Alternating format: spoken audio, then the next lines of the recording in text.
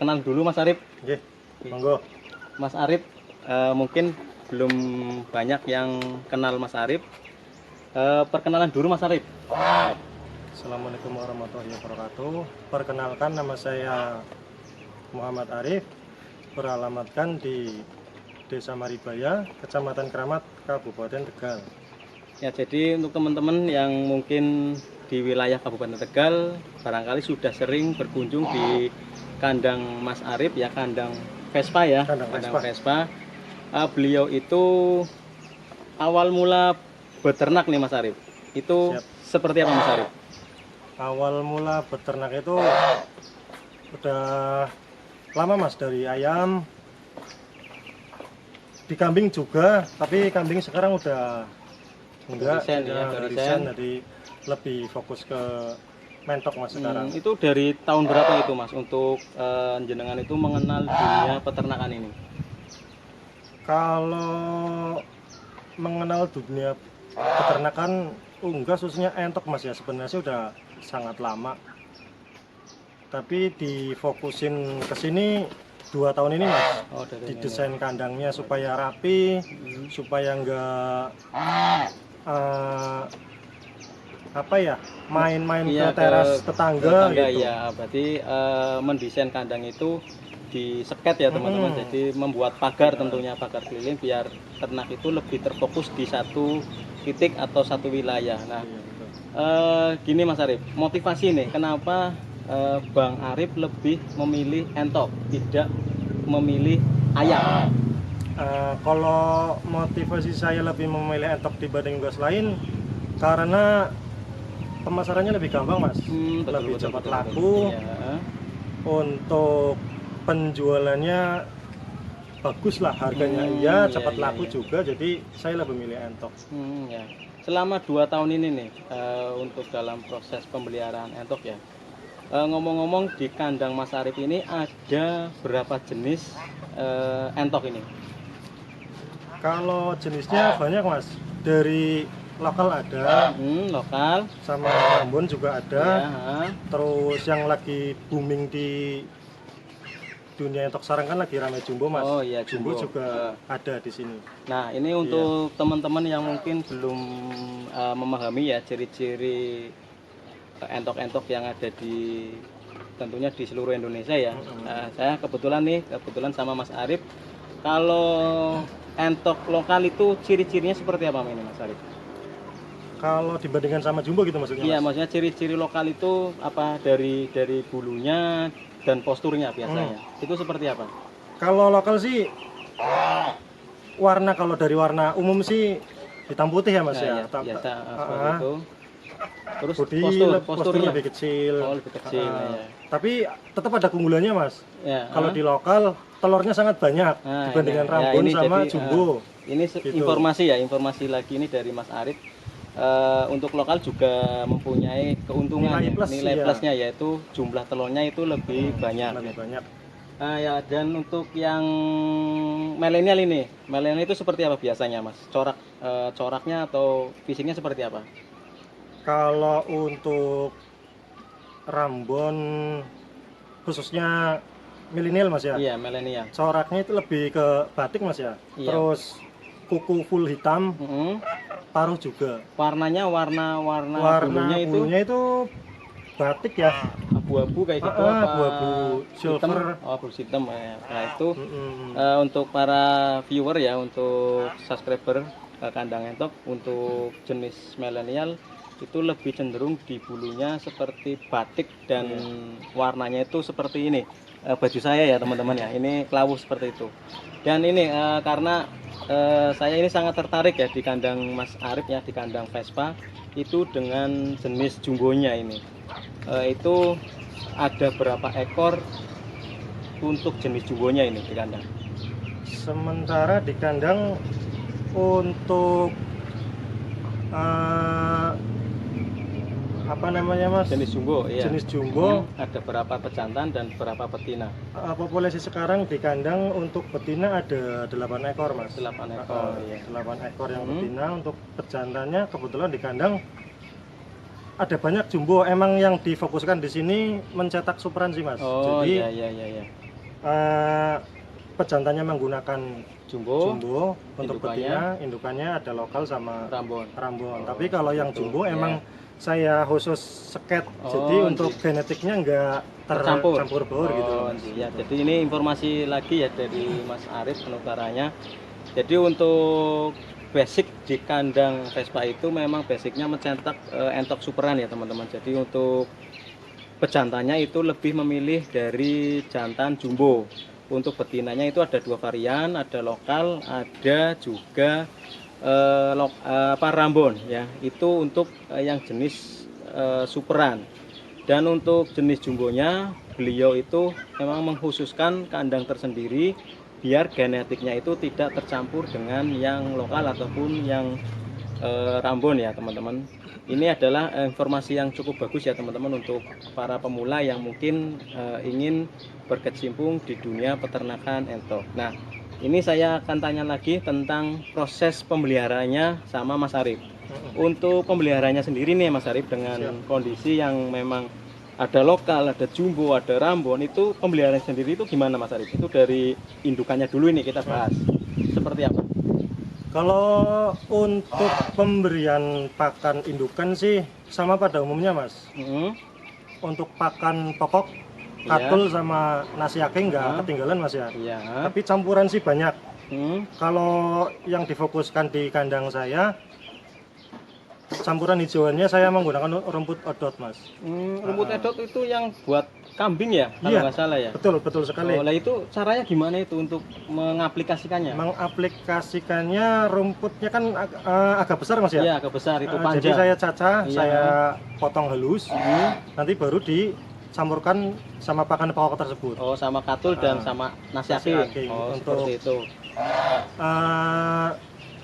Memikat juga untuk menekan biaya pakan lah, Mas. Oh ya tentunya. Nah ini berarti keunggulan untuk penyediaan pakan di kandang Vespa ini yaitu memakai rumput odot sebagai pakan alternatif. Yang sebenarnya rumput odot itu lebih cenderung biasanya untuk rumansia ya, untuk seperti kambing, sapi dan rumansia lainnya. Tapi di kandang Vespa ini beliau untuk mengurangi biaya pakan itu dengan menggunakan campuran rumput odot yang dicacah kecil-kecil kemudian dicampur dengan katul dan nasi aking yang sudah direndam atau direbus ini untuk nasi aking. Direndam air panas, Mas. Direndam dengan air panas tentunya agar menghilangkan bakteri yang ada di nasi aking. Lah, ini tadi kita membicarakan perawatan indukan ya, Mas. Otomatis pasti ada yang masih usia 1 hari ataupun ada 2 bulan lah. Ada, untuk Mas, perawatan yang ini ya, yang perawatan yang masih 2 bulan itu seperti apa, Mas Arif? Kalau perawatan untuk yang minti teman-teman ya, jadi kalau untuk yang baru menetas, starter awal tetap full pur, Mas. Full pur dari usia 0 sampai 3 minggu, katakanlah 1 bulan, full pur. Nanti setelah itu baru pakan campuran, menggunakan katul, nasi aking dan hijauan juga saya campurkan. Jadi tadi informasi ya dari Mas Arif untuk pemeliharaan yang anakan entok itu seperti biasa masih menggunakan full pur pabrikan, karena tidak mungkin kalau kita memakai pakan alternatif di usia dini teman-teman, karena tidak ada pakan tandingan selain pakan pabrikan. Nah ini ngomong-ngomong ya, dengan jumlah entok yang seperti segini banyaknya, marketnya itu seperti apa, Mas?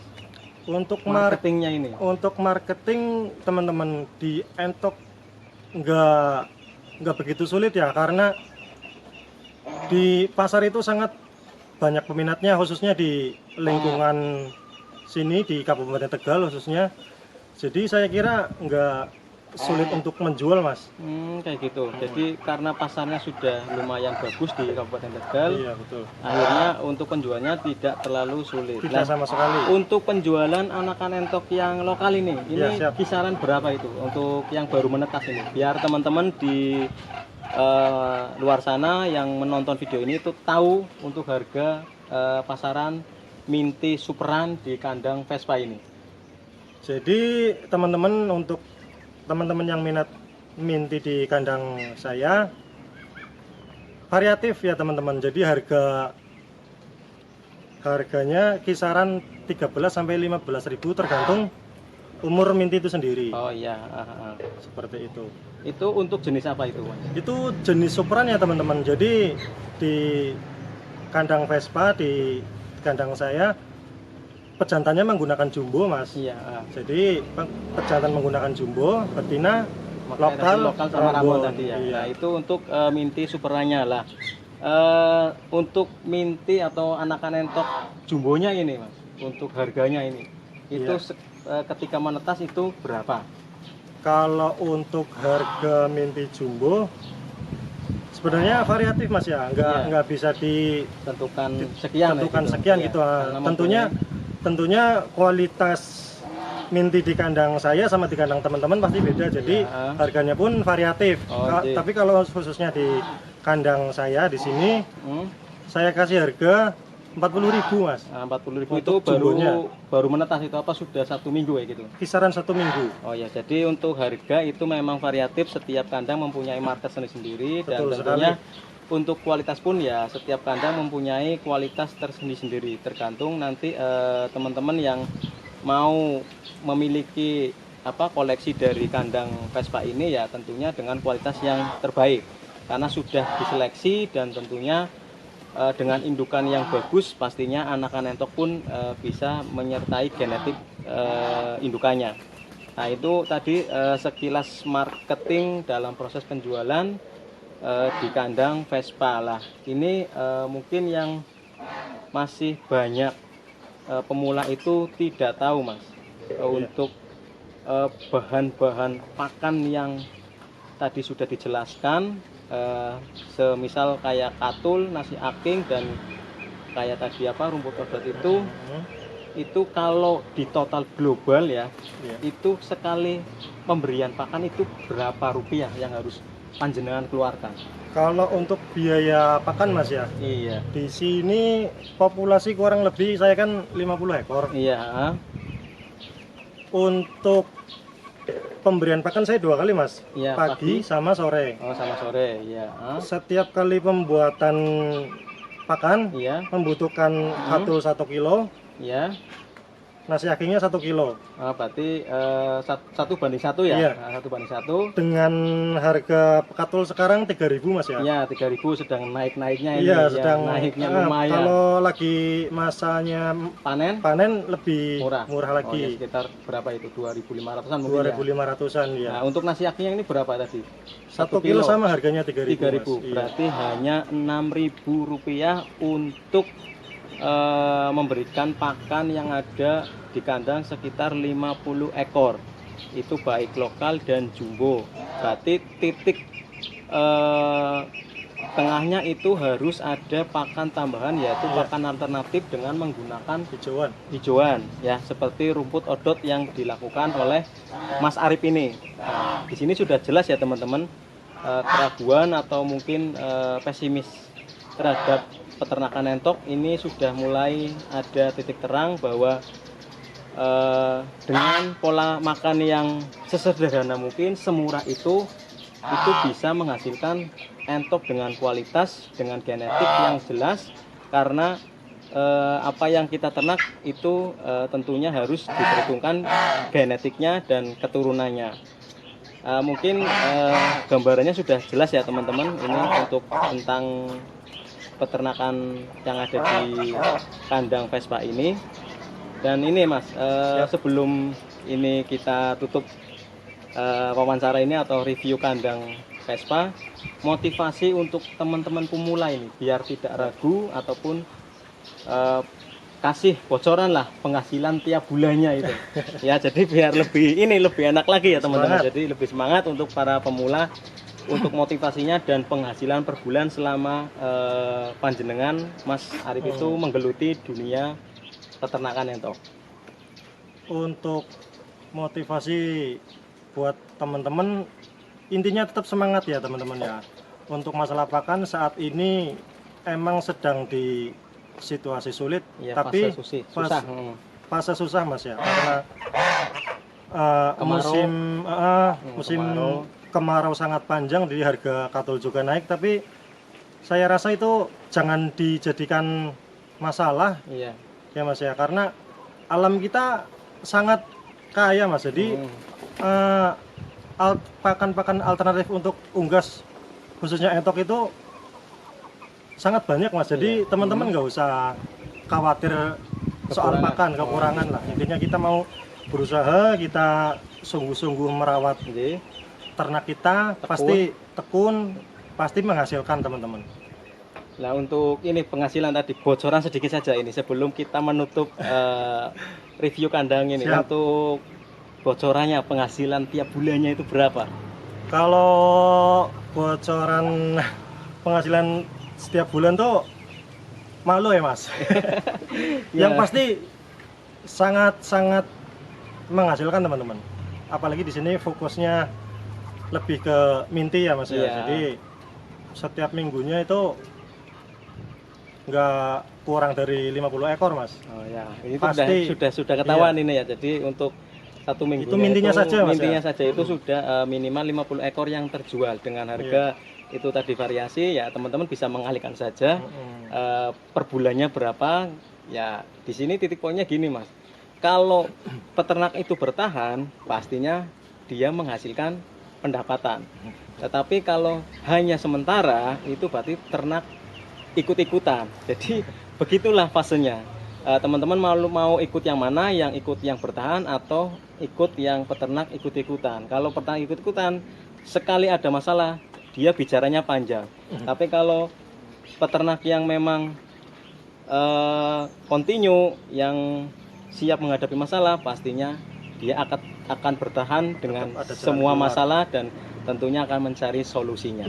Ya mungkin terima kasih Mas Arif atas liputannya kali ini, semoga sukses selalu dan terima kasih untuk teman-teman semua yang mengikuti channel saya, semoga bermanfaat tentunya, dan jangan lupa untuk tetap dukung terus channel Kandang Entok biar selalu eksis di dunia peternakan entok, menginspirasi teman-teman semua tentang peternakan entok. Dan jika ada sesuatu yang ingin ditanyakan bisa tulis di kolom komentar dan nanti saya tambahi deskripsi untuk alamat kandang Mas Arif yang ada di Maribaya, Kabupaten Tegal. Selamat siang dan selamat beraktivitas. Salam ngos-ngos. Terima kasih Mas Arif.